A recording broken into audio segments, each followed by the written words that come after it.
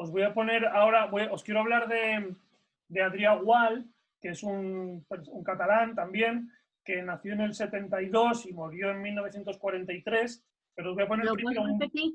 ¿El nombre? Adrià Gual.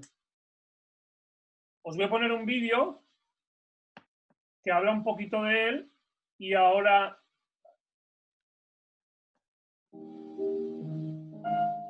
Ah, no, vale, perdón, no me he equivocado. Tampoco estaba mal, ¿eh? ¿El qué? Que tampoco estaba mal lo que estabas poniendo.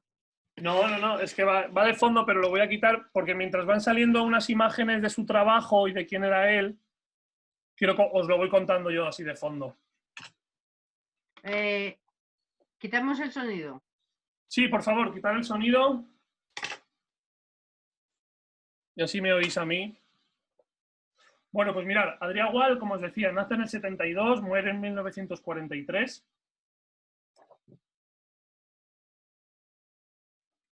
Ahí sale. Van a ir saliendo imágenes, ¿vale? Y fue un dramaturgo, director, escenógrafo y empresario teatral español, impulsor de la Escuela Catalana de Arte Dramático. Fundó el Teatre Íntim, que la traducción es teatro íntimo, en 1898 con un grupo de amigos para promover un teatro moderno que revitalizara la rutina dominante de la época, ¿no? Con la intención de crear un teatro de arte, un teatro de gran categoría, un teatro que proporcione un disfrute estético, no entendido principalmente como un teatro de entretenimiento. Esto nos sonará porque la mayoría de autores con los que hemos estado viendo estaban en esta línea, ¿no? En este sentido, se ve que está influenciado nuevamente por Gordon Craig, ¿no? Que dice que el teatro debe configurar un espectáculo total. El más importante es el valor estético. El argumento ya no es el elemento central, que eso también lo hemos visto en los investigadores europeos. Quiso actualizar el teatro catalán incorporando la figura del director escénico e innovando con nuevas técnicas, una escenografía y una puesta en escena de lo más sofisticadas. Evolucionó del vanguardismo elitista hacia una cierta, podríamos llamar, dimensión ciudadana y llevó a la práctica el principio de autonomía de la escenificación, diferenciándola de la literatura dramática con la ineludible presencia de un director. Recibió influencias de André Antoine, del arte total, de las creaciones ambientales de los simbolistas a través de los espectáculos de Paul Fort, de Luc Nepoe y de los progresos técnicos y científicos de la escena de su época. Bueno, aquí vamos viendo algunas imágenes. Adrià Gual desarrolló durante toda su vida una tarea teórica y pedagógica importante. Por ejemplo, decía, partía de la concepción wagneriana, ¿no? La idea del espectáculo total, de unir iluminación, vestuario, bueno, esto ya lo hemos ido viendo también. La música, decía que la integración de las artes dentro del espectáculo en igualdad de condiciones mejoraría la identificación del color con un concepto espiritual. Bueno, es un poco ya más profundo. Hoy decía también que tenía una visión muy pedagógica del teatro, ¿no? El teatro no solo, ya os lo he dicho, no solo ha de entretener, sino que ha de servir para algo más, ¿no? Buscaba espacios que, aprovechando su entorno natural, encajara en la obra y permitiera crear una escenografía del todo naturalista, saliendo así de la caja teatral. Y eso él lo llamaba teatro de la naturaleza, ¿no? Al final de su carrera, él mismo se autocritica diciendo que este tipo de teatro era demasiado artificioso.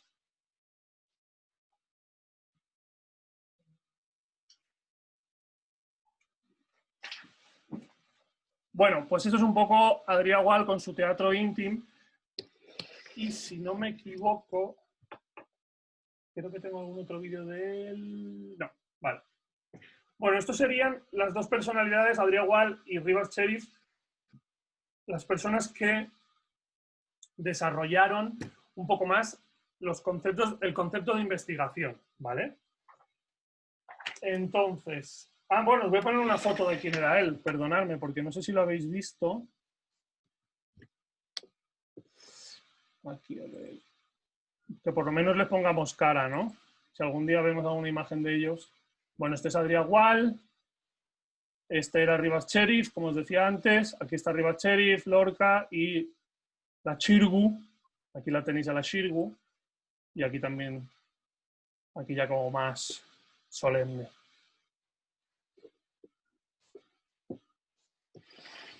Vale, pues mirad, os decía eso, ¿no? Que como investigadores tendríamos esos dos, pero sí que luego es verdad que sobre todo se conservan muchas entrevistas o correspondencia entre personalidades del mundo del teatro, que de ahí se han sacado extractos en relación a la teoría de la interpretación. Por ejemplo, os quería hablar de Manuel Dicenta, que seguramente el apellido os habrá sonado porque es una saga de actores, creo que incluso había productores de teatro, bueno, es una saga familiar dentro del mundo del teatro.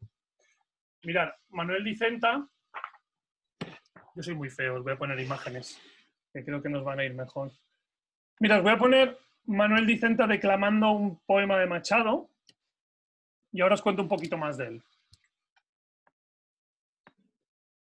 Bien. Soy de la raza mora, vieja amiga del sol, que todo lo ganaron y todo lo perdieron. Tengo el alma de nardo del árabe español. Mi voluntad se ha muerto una noche de luna, en que era muy hermoso no pensar ni querer. Mi ideal es tenderme sin ilusión ninguna. De cuando en cuando un nombre y un beso de mujer. En mi alma, hermana de la tarde, no hay contornos. Y la rosa simbólica de mi única pasión es una flor que nace en tierras ignoradas y que no tiene aroma, ni forma, ni color. Besos, pero no darlos. Gloria, la que me dejen. Que todo como una aura se venga para mí. Que las olas me traigan y las olas me lleven y que nunca me obliguen el camino a elegir. Nada os pido, ni os amo, ni os odio. Con dejarme, lo que hago por vosotros podéis hacer por mí.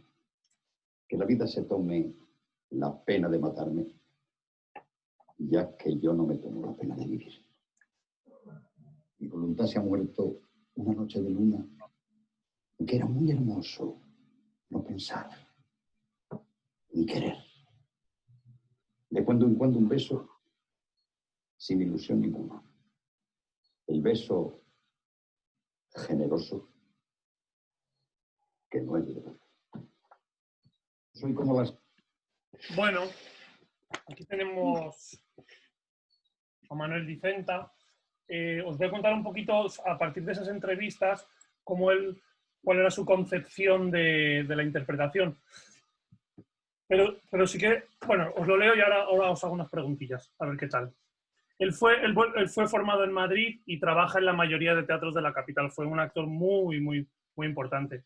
Y fue autor de la conferencia Lo sustantivo y lo adjetivo en el espectáculo dramático. En ella decía que la esencia reside en el trabajo del actor, el cual tiene que tener inteligencia y sensibilidad. No cree en la formación, sino en las cualidades innatas, ¿no? Aquí es un tema del cual ahora podemos hablar. Decía, se puede ser un gran actor solo con saber leer, pero no si se carece de sencillez, naturalidad o verdad sobre las tablas. En esencia, la intuición. Esto lo decía Manuel Dicenta. Decía también que las escuelas deben transmitir una idea total de su cometido y la importancia de su trabajo. Ya hemos visto esta idea de la importancia de la idea de lo total, ¿no? Más que la preparación cultural o perfeccionamiento de la técnica declamatoria, la verdadera realidad del actor es su propio yo, nos decía. Decía, abogo por un teatro sustantivo, es decir, basado en la esencia misma de la palabra frente al maquillaje, la máscara, la iluminación, el vestuario. Y habla también de esta idea del sacrificio, ¿no? De dedicarse 100% a tu oficio. El teatro no es una cosa más en tu vida, sino que tiene que serlo todo, ¿no? Vuelvo a rescatar lo que decía Grotowski, ¿no? Del actor santo. Bueno, pero aquí sí que entra un poco en contradicción con esta idea, ¿no? De que las cosas no se pueden aprender. Yo no tengo claro eso y sí que me gustaría que lo pudiéramos debatir un poco, ¿no? Con esta idea de el actor nace o se hace, un poco por resumir. A ver, ¿Qué os parece un poco a partir de estos 4 autores que hemos visto? Margarida Xirgu, Manuel Dicenta, Ribot Cherif y Adrià Gual. ¿Qué os parece? Aún me quedan más, pero... Que lo tuvieron difícil para expresar lo que sentían, porque detrás de ellos pues, había algo que se llamaba censura. Y que no es lo mismo trabajar con lo que tú sientes a que te pongan trabas. Entonces, no es lo mismo, pues en Francia no tenían trabas, no había una censura como en España, entonces yo creo que era más fácil. Lo que pasa que yo creo que cuando hay una censura, el ingenio se activa más. O sea, dicen las cosas que piensan, pero de una manera que no les pillen.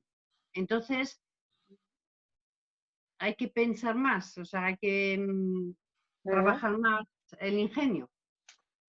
Vale, solo un apunte, Maite, con eso que dices. La censura, digamos, sé lo que quieres decir, pero es por reubicar lo que dices. La censura o el término censura lo tendríamos que aplicar en la época de la dictadura, ¿no? Esta gente en la dictadura no tuvo tiempo de hacer absolutamente nada. Como veis, sí que, por ejemplo, Ribot Cherif se las ingenió para en la prisión seguir trabajando con algún director de prisiones con 4 luces, ¿no? Pero aún así se le cortó y tuvo que huir, ¿no? Pero no os olvidéis que siempre, y esto lo intento decir todos los martes, siempre caminamos en paralelo el teatro burgués o el teatro más de corte general, o lo podemos decir el teatro más comercial, con lo que se investiga. Es verdad que en Europa pasa mucho más, en España había un periodo en el que parece que se inicia, que es el caldo de cultivo, y nos viene bien conocer a estos autores, estos creadores, porque eso sería la base para que pueda aparecer un Meyerhold, un Peter Brook, Grotowski, y aún así aparecerá gente después de la dictadura o hacia finales de la dictadura, que no sé si nos dará tiempo a verlos hoy, si no los veremos el martes que viene, pero nos viene fenomenal para ubicarnos en eso, ¿no? Y también, otra cosa que os quería dejar muy clara, o por lo menos yo la entiendo así, es la importancia de la producción. Por ejemplo, en Meyerhold vimos cómo Stanislavski le puso a su disposición un teatro, ¿no? Para que él investigara. Esto en España no pasa. No hay nadie que diga, no hay grandes empresarios que apuesten y digan, vale, yo te pongo ahí un gran teatro. Es verdad que hay centros donde investigan, pero duran muy poco. Duran muy poco y, como decía el vídeo, están vinculados a personas que no van a dejar que esos teatros vayan en contra de ellos mismos, ¿vale? Pero aún así, la gente piensa y eso es imparable. Perdonad, que solo quería ubicarte con eso, Maite. Sí, una preguntita. ¿Manuel Dicenta era el padre o el abuelo de Daniel Dicenta, ex marido de Lola Herrera? Manuel Dicenta, yo juraría que era el padre. El padre, vale. Porque murió en el 74. Vale, sí. Coincide la fecha, sí. Pero todo lo de la novela rosa y todo eso, yo ahí no me meto. Yo os lo dejo que investiguéis. ¿De qué novela rosa? ¿Quién se casa con quién? O... No. Era para simplemente ubicar a la... A la Lola Herrera. No, a mí Daniel Dicenta me gustaba mucho como actor. Y era para que supieran más o menos... Creo que Daniel Dicenta tuvo un hijo que murió de manera... ¿Dos? ¿No? Una hija y un hijo. Bueno, es que en eso no tengo mucha idea. Me gustaría rescatar eso que os decía, no lo que nos dice Manuel Dicenta, de que el actor nace y se tiene que pulir, o creéis que se puede alguien sin aptitudes puede convertirse en intérprete. Que hable otra ¿Qué oímos, Ana? ¿Ahora? Ahora sí. Yo creo que una cosa no quita la otra. Berlanga una vez en una entrevista dijo que él había hecho más de 50 películas sin saber lo que había dentro de una cámara. Y eso está muy bien porque sustituía con la intuición los conocimientos técnicos que entonces tampoco se impartían fácilmente, ¿eh? No había una escuela y tal, pero que nunca está de más saber, porque igual si hubiera sabido más, hubiera hecho más cine experimental, más que una cosa no quita la otra, que puedes tener toda la intuición del mundo si algo te gusta, porque si no apaga y vámonos, y cuanto más sepas de eso mejor. Además, hoy que puedes saberse de todo con estas como con internet, con estas cosas. ¿Puedo hablar? Sí, sí, hablar cuando queráis. Yo creo, en teatro por lo menos, o el ser actor, tienes que nacer con algo y luego aprender. Pero ese algo tienes que hacer con él. Sí, en el sur Luego aprender mucho y luego aprender mucho. Sí. Si no tienes ese algo, o a lo mejor no lo tienes, y entonces tienes que trabajar mucho más, creo. ¿Y alguien puede decirnos qué es ese algo? Yo creo que ese algo... No te oímos, Ana, estás silenciada. Perdona, Soy José Luis. Sí, sí, pero le decía ella que la veía hablando. No, que en el sur llaman el duende al flamenco, que el duende del flamenco, que pues simplemente que hayas nacido en ese ambiente y que te guste y que lo ames, el flamenco. Y sin duende no hay nada. Pero lo lleves en la sangre. Claro, después tienen una técnica los bailarines muy depurada y los cantantes y todo, ¿eh? Tienen que echarle muchas horas al duende. ¿Y qué decías, José Luis? Perdona.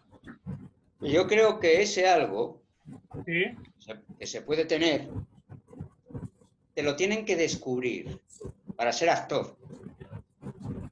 Si no te lo descubren, es difícil que te lances al ruedo a hacer experimentos si no hay nadie que te vaya a promocionar en esos experimentos.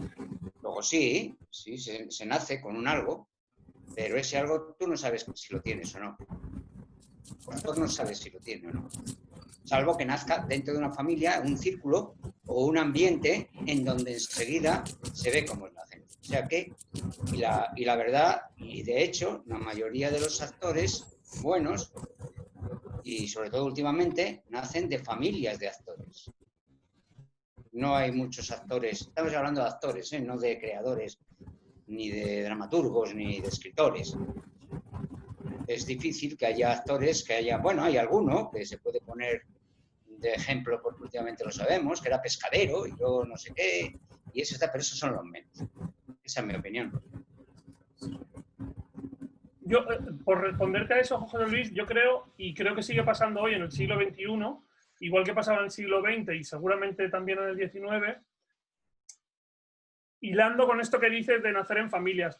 Yo creo que nacer en una familia de gente que ya está instalada en cualquier oficio, pero en este caso en el teatro, ayuda porque te abren muchas puertas que de otra manera tienes que abrir tú solo, ¿no? Yo no vengo de familia de teatro, absolutamente nadie se dedica a esto y te lo tienes que trabajar. Aquí no hay nadie que te eche una mano, ¿no? Bueno, pero estamos en eso. Tienes a alguien que te está descubriendo o que te ayuda a que te descubran. Si no tienes a nadie que te diga, vete, mira a ver a mi niño, pues tú lo más que puedes hacer es a dedicarte a ir, estoy hablando en broma y un poco así, no, pero hay parte auténticamente, te puedes dedicar a ir al metro o a ir a cualquier de estos sitios y hacer un espectáculo tú solo. Si alguien va así pasando, dice, hombre, pues qué majos son estos chicos o este chico, esta pareja.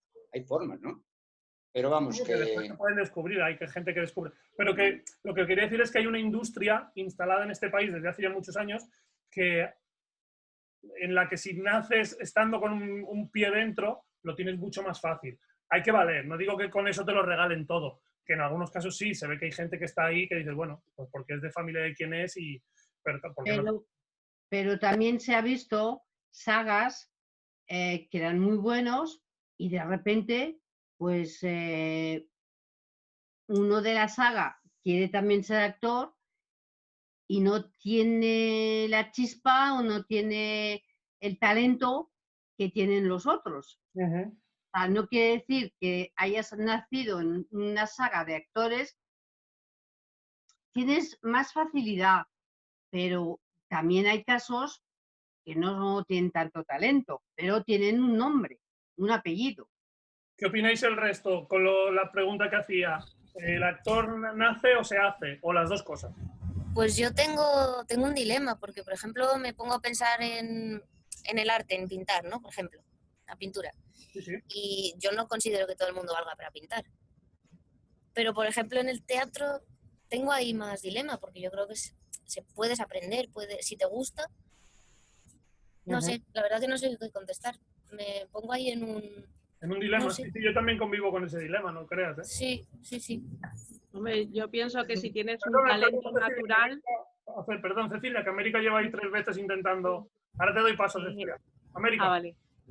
No, yo no tengo muy claro si se pueden hacer o no para las artes en general, pero sí que creo que es necesario tener ciertas características. Es decir, hay que tener una sensibilidad. En el caso de la actuación, creo que hace falta cierta empatía, ser capaz de reconocer sentimientos y de reconocer al otro, digamos, y bueno, pues básicamente eso, y luego pues eso, una cierta pasión por lo que estás haciendo. Creo que eso es imprescindible para poder ser un buen actor. Ahora no tengo claro si eso es poco o no es, no sé. Cecilia. Pues yo creo que si tú de nacimiento tienes una propensión natural a actuar y a conectar con la gente, si eso luego lo trabajas, puedes llegar a muy lejos. Si no lo tienes, puedes llegar a lo mejor a medio camino, pero el talento natural, ese si lo tienes y eres capaz de desarrollarlo, es muy, muy potente. Uh-huh. Sí, fijaros, y también hay una cosa que para mí es importante, y es que no todos tenemos que estar en la misma línea de trabajo. En este país es verdad que se ha sesgado mucho y todos hemos tenido que pasar como por una manera o maneras muy similares de hacer, cuando hemos visto que en Europa había muchas maneras y muy diversas, ¿no? No tiene nada que ver Peter Brook con Grotowski ni con Meyerhold, pero todos están en una línea que dices, ostras, como que caminan en paralelo hacia algún lugar, ¿no? Aquí en España ese camino creo que es más estrecho y como que intentan buscar una manera muy similar en mucha gente, ¿no? Es verdad, y hoy no nos va a dar tiempo a verlo, lo veremos el martes que viene, a final de este siglo, del siglo XX, aparece gente que ha podido tomar toda esa influencia europea y la intenta poner en escena, ¿no? Y más que investigadores, son desarrolladores, ¿no? Porque no se cogen esa y se meten e investigan durante mucho tiempo y avanzan o deshacen, sino que desarrollan, ¿no? Como podrían ser el Joglar, la Fura dels Baus, todas estas compañías que durante mucho tiempo fueron pilares que sostenían el nuevo teatro, ¿no? Después de la transición. Pero sí, estoy muy de acuerdo con lo que decís. No sé si alguno más queréis apostillar algo más. Yo quería, perdón, Sí, es que perdón. como estábamos hablando de Manuel Dicenta y de su saga, me estaba acordando de, no sé si era su nieta, supongo, Natalia Dicenta, que me parece muy mala actriz, aunque sea hija de Lola Herrera. Uh-huh. Nada, canta eso, muy bien. me he acordado de ella. Pero canta muy bien. ¿Eh? Que canta muy bien. Así no sé. Claro, eso es como... Ahora no recuerdo... Por ejemplo, si... Voy a poner un ejemplo que no esté dentro del teatro, ¿no? Camarón. Claro, Camarón es la figura dentro del mundo del flamenco, ¿no? Es como lo más. Si tú eres el hijo de Camarón, lo tienes muy difícil si no tienes las aptitudes que tenía tu padre, si no las has heredado. Pero quizá lo que se debería posibilitar es que quizá tú puedas innovar en el mundo del hip hop. Pero claro, siempre te van a tildar de que eres el hijo de tal y vienes de tal. Bueno, esas son como si naces rubio o naces moreno. Bueno, tú naces con tus características. Pero lo interesante sería que tú te pudieras desarrollar como creador, no en una línea que te tengas que parecer a alguien, ¿no? Por eso lo de las sagas puede venir muy bien para abrir puertas, porque ya tus padres o tus abuelos te han allanado el camino, pero no te da eso la seguridad de, ¿no?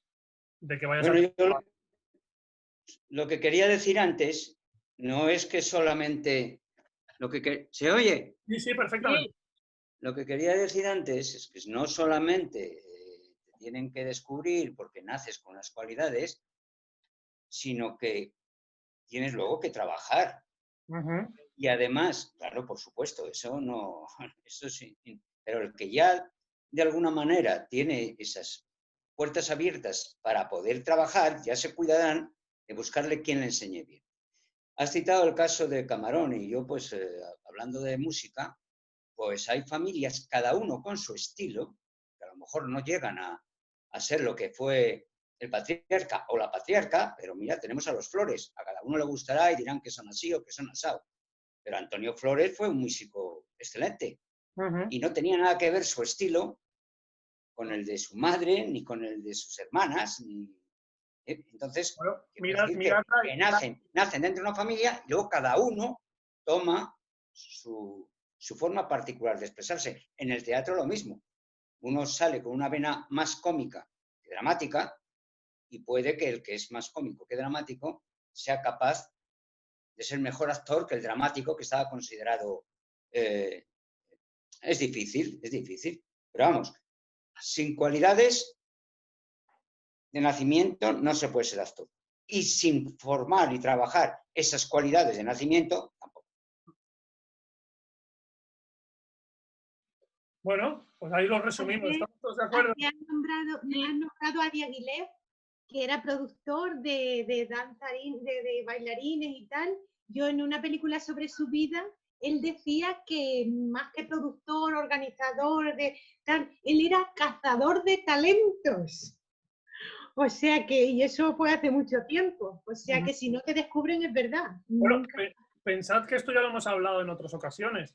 Es decir, las técnicas nacen finales del 19, principios del 20. Hasta el momento no había una sistematización para convertirte en actor. Tú entrabas en una compañía donde, como os decía, el productor solía ser el actor protagonista, productor y director, y tú aprendías estando allí, viendo, recibiendo consejos. No había una técnica. Por eso el siglo XX es tan importante y aparece tanta gente, porque la gente investiga, ¿no? Intentan ver, ¿no? Nos decía Manuel Vicenta, decía que el actor tiene que dedicarse mucho. Claro, ¿cómo te puedes dedicar mucho si tienes que hacer otro trabajo? Bueno, pues o te dedicas o no te dedicas. Eso ya es un sesgo para quienes de verdad sientan que no pueden alejarse del teatro. Decía también que hay que estar en contacto con el día a día, ¿no? Decían, bueno, de repente se empieza a sistematizar y que es importante el trabajo físico, la voz, la dicción. Y cuando tú empiezas a entrenar, evidentemente tu dicción mejora, tu proyección vocal mejora, tu presencia en escena mejora porque eres más consciente de tu cuerpo, porque te pegas un mogollón de horas, ¿no? Haciendo un trabajo físico. Bueno, todo eso empieza a partir del siglo XX, podríamos decir. Hasta ese momento era apáñate como puedas, tu intuición, copia aquí, copia allá. No sé qué consejos se darían, ¿no? Seguramente parecidos a los de hoy en día, pero dichos de otra manera, más desde quién soy yo y cómo yo lo hago. Y ha habido muy buenos actores, ha habido muy... Me tengo que ir, perdón. Sin problema, chao, chao. ¿Decías, Maite? Que ha habido muy buenos actores que no han ido a ninguna escuela, que eran autodidactas y eran buenísimos también. Actores españoles. Porque José Luis López Vázquez no creo que haya ido a ninguna escuela. Y él cuando hacía papeles serios era buenísimo. Fernando Ferán Gómez, no sé si ha ido a alguna escuela. Yo creo que sí han ido todos estos, porque ahora el próximo día os hablaré de William Layton, que fue un profesor que fue muy conocido. Es verdad que es final del siglo XX, pero como os decía, Rivas Sheriff abre una escuela. Adrià Gual también abre un teatro, escuela, laboratorio en Barcelona. Quiero decir que sí que hay escuelas, lo que pasa es que no quizá como las conocemos hoy, ¿no? Que voy allí y me van a dar todos estos conocimientos, sino que había, era el inicio de la pedagogía y eso también se nota. Y hay mucho de ellos mismos, claro. Es una cosa que... Perdona, Noé, perdón un segundo. Luego me estás diciendo que aparte de lo que lleves dentro, que puedes tener un don especial, el teatro se aprende. Sí, sí, sí, evidentemente. Se ha conseguido codificar y se ha conseguido pedagogizar. No sé si se está bien dicho eso, pero para que me entendáis. Pero sí, vale, hay muchas cosas que se aprenden. Evidentemente lo que habéis dicho tenéis toda razón. Tienes que nacer con una sensibilidad, con una empatía. Tienes que nacer con unas ganas de exhibirte, ¿no? De que estás encima de un escenario y quieres contarle cosas a la gente, no exhibirte por exhibirte, ¿no? Sino que tienes ganas de... que te tiene que dar cierto gusto estar en el escenario, porque al final se pasa muy mal, pero hay otra parte que también se pasa muy bien. Entonces es una mezcla de muchas cosas que tienes que llevar y luego la técnica, pues en las escuelas se aprende. Si tú quieres tener una buena proyección, pues tienes que hacer cada día 1 hora, 2 horas de ejercicios vocales, ¿no? Para que tu aparato fonador se ponga fuerte. Lo mismo con el cuerpo. Si quieres dedicarte al circo, pues tienes que entrenar tu cuerpo y la flexibilidad, la elasticidad, el ritmo, bailar, para controlar tu cuerpo, sobre todo. O sea, que hay una gran parte que se aprende y yo creo que hay una gran parte que tiene que venir con... Que tengas algún don especial, sí. Sí, pero no un don de decir canta muy bien, ¿no? También tiene que tener el don de aguantar, ¿no? Mira hoy en día cómo vivimos los que nos dedicamos a esto, con esta inestabilidad. Antes los actores eran gente repudiada, que no eran gente bien vista, ¿no? Quizá en el siglo XX ya empiezan a convertirse en figuras y a generar esta idea de... Pero aún así hoy seguimos siendo putas y maricones y piojosos y los de izquierdas, de que van los artistas, pero es una realidad y yo lo he oído hace 4 días. Bueno, solo hay que ver las ayudas. Ya están dando más ayudas al sector turístico, al automovilístico y los de la cultura aún no sabemos qué pasa con nosotros, ¿no? Oye, pues en el boletín salieron ayer unas ayudas. Ayer. Quiero decir, sí, pero para que me entiendas, ¿no? Que fuimos los primeros en cerrar y seremos los últimos en abrir. Ya hay turistas y los teatros siguen cerrados. Entonces, Así ve la bueno, cultura. es una realidad. Y cuando hemos estado en la pandemia, todo el mundo lo primero que ha hecho ha sido ver series, ver pelis, leer libros, escuchar música. Si todo eso no estuviera, imaginaros un confinamiento sin todo eso. ¿Qué podríamos hacer? Y eso, bueno, seguramente no consigue... El día que desaparezca la cultura, desaparecerá el ser humano, seguro, ¿no? Pero mientras haya ser humano, habrá necesidad de contar historias, de escucharlas. Bueno, ahí hay un trabajo... Sí, pero quedan muchos neandertales. ¿Cómo se dice eso? Neandertales. Quedan muchos. Quedan demasiado. Bueno, oye, no quiero alargarme mucho más, que ya son las 9. Voy a intentar ser justo con el tiempo. Que muchísimas gracias. Muchísimas gracias, Paula, que te he visto por la ciudad de Madrid dando vueltas y ahí conectada con nosotras. Y nada, que os espero la semana que viene con la segunda parte de estos investigadores e investigadoras del siglo XX españoles. Y nada, que tengáis una buena semana.